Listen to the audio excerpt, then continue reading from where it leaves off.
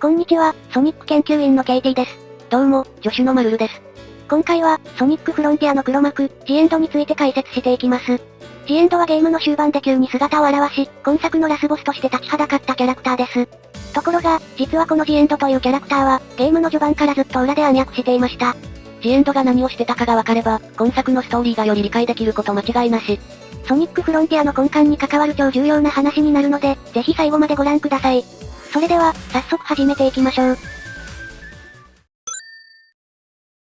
ジエンドは、今作の真のラスボスとして、我々プレイヤーの前に立ちはだかったキャラクターです。物語の終盤で、最後の巨神、シュプリームを倒したソニックは、そのまま宇宙空間に飛び出します。セイジちゃんもシュプリームに乗り込んでついてきてくれるぜ。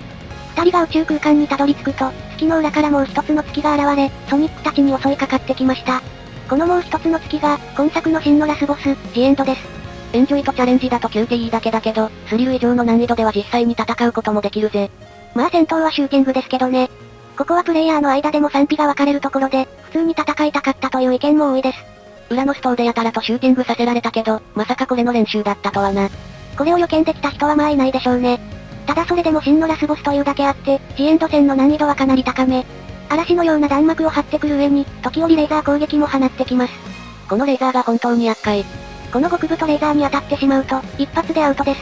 そしてある程度体力を減らすと、エンジョイやチャレンジと同じく QTE に移行。そのままジエンドを撃破。と思いきや、最後にジエンドは、ソニックたちを巻き込んで自爆しようとします。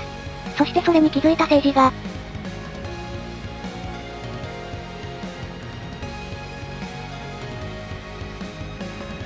セイジちゃーん。ここからは、ジエンドの正体について解説していきます。ジエンドの正体ははっきりとは語られていませんが、ゲーム中の情報を色々とかき集めてみると、なんとなくその正体が見えてきます。まず大きな手がかりとなるのは、ジエンドとの戦闘中に聞くことができる、ジエンドの発言です。なんかずっと喋ってたけど、正直弾避けるのに必死で何言ってたか全然覚えてない。そういう方も多いと思うので、一旦ジエンドのセリフを読み上げてみますね。我は宇宙の秩序を司る調律者であり裁定者、我が光は裁き、万物を誘拐させ、原初の地理へと。ストップ。全部読み上げるのはエグい。せめて大事なとこだけ要約して。大事なところで言うと、まず冒頭。我は宇宙の秩序を司る調律者であり、裁定者。我が光は裁き、万物を誘拐させ、原初の地理へと帰するもの。この発言から、ジエンドは宇宙の秩序のために、目をつけた生命を滅ぼす、という存在であることが予想できます。実際ゲーム中のムービーでも、古代人が元いた星を破壊したり、逃げた古代人たちを追ってきた描写があるので、これは間違いないでしょう。ちなみに余談ですが、ジエンドのこの姿は、本当の姿ではないそうです。以前ソニックの公式 YouTube チャンネルで、今作のディレクターの岸本氏が、ジエンドの姿は見る人によって変わる。ジエンドはその人にとっての死を連想する姿になる、という発言をしていたので、ソニックやセイジには違う姿に見えているようです。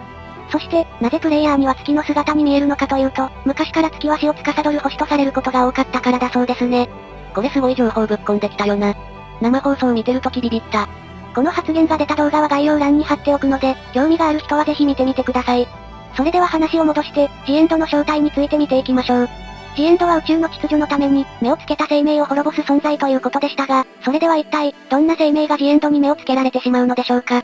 それを解く鍵は、ジエンドの後半のセリフに隠されています。太古の時より、志を持つ生命体は、この結末に帰することは定められていた。このセリフから推測すると、ジエンドが裁きを下す基準は、志を持っているかどうか。つまり、ある程度高度な文明を持った知的生命体がターゲットになっている、と考えられます。実際古代人たちはかなり高度な文明を有していたようですし、その後のセリフ、生命は停滞し、黄昏の時を迎えるべきなのだ。という発言も考慮に入れると、ジエンドは、この宇宙に存在する生命は志や心、文明などを持つべきではないと考えているようです。つまりジエンドにとっては、志や心を持つ者がどこにも存在しない、という状態が理想であり、宇宙の秩序が保たれている状態。そしてその範疇を超えて進化した生命を、宇宙の秩序のためと称して滅ぼしていた、ということなのでしょう。要するに、生命を間引いてたってことか。なんて身勝手な。本当に自分勝手ですし、あまりに一方的な、価値観の押し付けです。ですが、おそらくこの考えは、ジエンド個人の思想ではないと考えられます。というのも、さっきのジエンドのセリフをもう一度見てみると、定められていた、という言葉を使っているんです。またその後にも、そう、これは樹海より決定されていたこと、というセリフもあります。樹海とは宗教用語で、聖職者を任命することを指します。これらのセリフから考えられることは、進化しすぎた生命を間引くというのは何者かによって定められたルールであり、ジエンドはこの間引き行為を、何者かから任命された、ということです。つまりジエンドより上位の存在がいて、そいつが諸悪の根源だってことか？私はそう考えています。あくまで一個人の考察ですが、もしかしたら今作から始まった新世代のソニックは、そういった宇宙の秩序を司る者たちとの戦いが描かれるんじゃないでしょうか。マジかよ。もし本当にそうなら、毎回超壮大なストーリーが展開されることになるな。これは完全に私の予想なので根拠はないですが、そうなってくれたら嬉しいですね。シリアスなソニック大好きなので、期待してしまいます。大いに期待だ。ところで、ジエンドが最後に何か悟ったようなセリフも言ってたけど、これはジエンドがちょっと改心したってことなのかな。素直に読めば、志を持った生命にも価値があると気づいた、といったところでしょうが、その後ソニックたちを巻き込んで自爆しようとしてるので、なんとも言えませんね。また英語版ではここのセリフが変わっていて、何も悟ることなく最後まで生命を滅ぼそうとしているので、ここはもう少し考察の余地がありそうです。ジエンドの正体が分かったところで、今度はゲーム中でのジエンドの動きを、時系列順に見ていきましょう。ここからの話を聞けば、今作の物語をより深く知ることができますよ。かなり重要な話もするから、聞き逃さないよう注意だぜ。それでは始めましょう。今から数万年前、進化しすぎた古代人たちを滅ぼすため、ジエンドが古代人に襲いかかりました。古代人たちは故郷の星を脱出し、命からがら逃げ出します。その後、後にソニックたちが生まれる星にたどり着いた古代人たちは、スターフォール諸島という島に居を構え、平穏な暮らしを送っていました。しかしある時、ジエンドが古代人たちの居所を突き止め、再び襲いかかってきます。そこで古代人たちは、故郷の星から持ち出したカオスエメラルドを利用することで、対ジエンド用の兵器、巨神を作り出しました。そして激しい戦いの末、ジエンドは4体の巨神のうちの1体に、自分の悪意の一部を、残りの3体に体の一部を封印され、大幅に弱体化してしまいます。また、この時封印から逃れたジエンドの一部は、月の裏側に姿を隠し、封印された部位が戻るまで活動を停止することになります。一方古代人たちは、ジエンドの悪意や体を封印した巨神をデータ化し、電脳空間に閉じ込めます。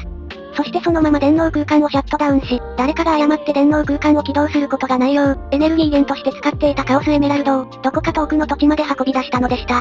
それから数万年後、ある一人の男が古代人の技術に目をつけました。その男の名は、ドクター・エッグマン。この時エッグマンはカオスエメラルドを持っていませんでしたが、自らが開発したハッキング用 AI、政治を用いることで、強制的に電脳空間を起動させてしまいます。電脳空間が起動したことで、中に封印されていたジエンドの悪意が目覚め、封印を解除すべく活動を開始します。ジエンドが自由になるには、自らの悪意や体が封印された巨神を、誰かに倒してもらわなければなりません。そこでジエンドは、電脳空間から自力で出てきたソニックに白羽の矢を立て、仲間を救うには巨神を倒す必要があると、ソニックに嘘の情報を教えます。そして、ソニックがギガント、ワイバーン、ナイトの3体の巨神を倒し、体が全て解放された時点で、月の裏に隠れていたジエンドの半身も活動を開始。残る1体の巨神、シュプリームも倒されて悪意も解放されたことで、完全復活を果たしました。そして、数万年の間に文明が発達し、間引き対象になっていたこの星を破壊しようとしますが、最後はソニックと政治によって倒されたのです。こうしてみると、ソニックはずっとジエンドに騙されていたことになるのか。そうなりますね。最初にソニックに語りかけてきた女性の声が、電脳空間に封印されていたジエンドの悪意だったと考えられます。ちなみに英語版だと、この時点でソニックに、巨神を倒せ、とはっきり言ってますね。最後の最後で急に出てきたと思ってたけど、実はジエンドって最初から物語に関わってたんだな。でも、ちょっとわからないところがあるぜ。ジエンドはソニックに巨神を倒して欲しかったんだよな。だとしたら、なんで巨神はソニックに襲いかかってきたんだ？ただ倒して欲しいだけなら、何もせず突っ立ってた方が良さそうなもんだが。その点については、完全に私の考察にはなりますが、一応説明できます。まず注目すべきポイントは、巨神たちは最初からソニックに襲いかかったわけではない、ということです。一番わかりやすいのはワイバーンですかね。ムービーをよく見るとわかるのですが、最初ワイバーンは完全にソニックを無視しており、その後ある人物の手によってソニックと敵対する羽目になっています。政治ちゃん。そう、つまり巨神がソニックに襲いかかったのはジエンドの意志ではなく、政治の意志によるものだったと考えられます。ギガントの時もそうです。ソニックは踏み潰されそうになっていますが、これはわざとではなく不可抗力でしょう。そして政治がギガントに信号を送った直後、ギガントはソニックに襲いかかっています。ナイトの時も、明確な描写はありませんが、おそらく政治が信号を送ってソニックを襲わせていたと考えられます。以前の動画でも解説しましたが、政治の目的はジエンドの復活を止めることです。そしてそのためには、ジエンドに騙されて動いてるソニックを、なんとか止める必要がありました。そこで政治は、巨神を操ってソニックを倒そうとしたのではないでしょうか。なるほどな。でもなんでジエンドは、政治が巨神を操った後、何も反抗しなかったんだろう。そこなんですよね。おそらくなんですが、ジエンドの力が及ぶのは電脳空間の中だけで、現実世界には干渉できなかったんじゃないでしょうか。そのため、現実世界で聖司が巨神を操った後は、巨神の制御ができなくなったと考えられます。実はこのように考えた根拠はもう一つあって、それは、ソニックのサイバー汚染です。今作でソニックは、仲間たちの魂を解放した際にサイバーエネルギーを吸収してしまい、どんどん具合が悪くなってしまいます。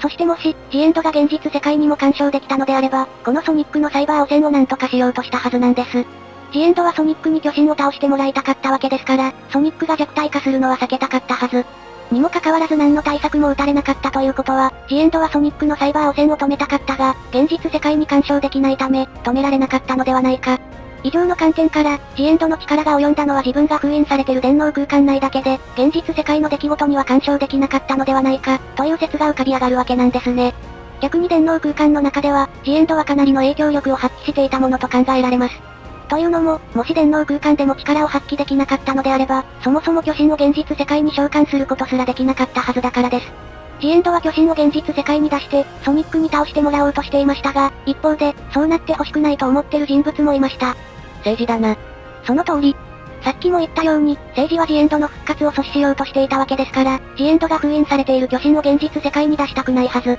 にもかかわらず、巨神は現実世界に姿を現した。ということはつまり、電脳空間の中では、ジエンドは聖司以上の影響力を持っていた、ということではないでしょうか。なんかすごく複雑になってきたな。要するにまとめますと、電脳空間ではジエンドの方が力が強く、現実世界では聖司の方が力が強い。そのため、まずはジエンドが、ソニックに巨神を倒してもらうために巨神を現実世界に召喚した。しかしそこで巨神の制御が聖司に移ってしまい、巨神はソニックに襲いかかる結果となってしまった。これが、巨神がソニックに襲いかかった真相なのではないかと思います。